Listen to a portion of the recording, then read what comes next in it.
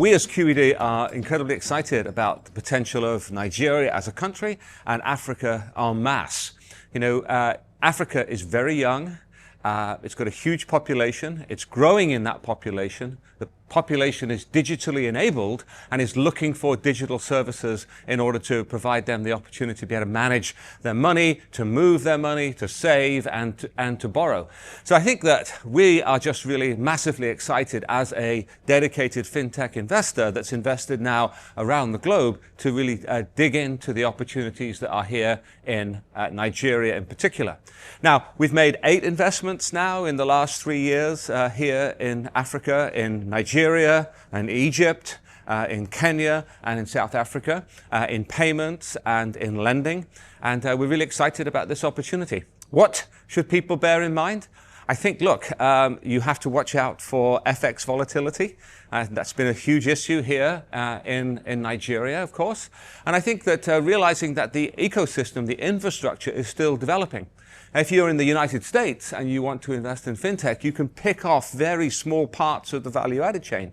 Here in Nigeria, you have to build the whole thing out of the ground. A perfect example being our portfolio company, MoneyPoint, that has built that infrastructure out, is growing really rapidly. So, fintech is devilishly difficult to pull off. You have to get all of the bits right. You have to get lending right. You have to get asset liability management right, fraud management, compliance. These are all very complicated things, and it takes a special team with big ambition to be able to do that.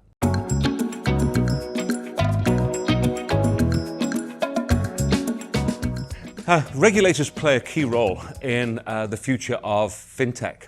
And we've seen the most progressive regulators around the world realize that they need to be a catalyst in helping the fintechs reach out to these developing populations, young people, people who don't have experience of using financial service products, in a sense, financial inclusion. And I think the more progressive regulators are saying, look, how do we get high quality products into the hands of these customer bases? Because largely that innovation is not going to come from the incumbent banks or the incumbent insurance companies. So it's the fintechs that will do that. So the regulators and the fintechs form a very, very important partnership. It's on the one hand, the regulators have to recognize that these are young, innovative, often small entities, and therefore need guidance and support from the regulators. And on the other hand, the regulators have got to make sure that they don't suffocate these fintechs and extinguish them before they can get enough critical mass. And that requires a very progressive and forward-looking regulator. And we've seen that in India, we've seen that in Brazil, and I think the same pattern, I think, can very much be powerful here across Pan-Africa in catalyzing the innovation that is in fintechs. And the other key part of that equation, not just regulators, not just fintechs, but is also the venture community, who actually are the people who are providing the capital base for these fintechs to be able to come out of the ground.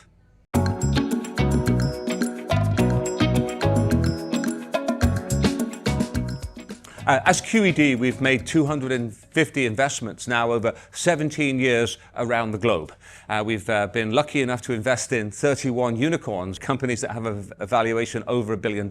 When we think about the opportunities here in Africa, you've got to start with being able to put digital products in the hands of consumers so that they can spend, so that they can buy, initially in a real-time environment, but also over e-commerce as that emerges. And the ability to be able to lend money to those people who have the capacity and the willingness to pay it back. And we're seeing those business models now starting to emerge here in Nigeria. It's a long way off before we'll have auto lending and we'll have mortgages, but we'll start with short-term consumer loans, and the data from that and the performance there will start to beget more opportunity. And as you lend money to people, you create a multiplier effect. They can control their lives better, they can manage their cash flows better, they feel like they're in control, and they learn, and with that there's a multiplier effect that follows through the economy that I'm sure the regulators care about a great deal. So I think that we see lending being key. I think money movement is really important. We see developing country money moving to developed countries. Think London to Lagos, think Washington, D.C. to Colombia. Lots of these corridors are very important. And I think Pan-African money movement also. Today, if you want to move from Nigerian naira to Kenyan shillings, you do that through the dollar. That is very clunky, it's expensive, and there's FX transactions can be really prohibitive. So we're going to see money movement be able to be much more seamless and frictionless and speedy and transparent across the country, across the continent of Africa. So that, I think, is a real opportunity too. But more broadly, anything that today is paper-based and analog, over the next 3, 5, 7 years is going to be digitalized. And with that, there'll be embedded finance opportunities of lending, of payments, and insurance. And I think that's going to lead to a Cambrian explosion of opportunities in the continent.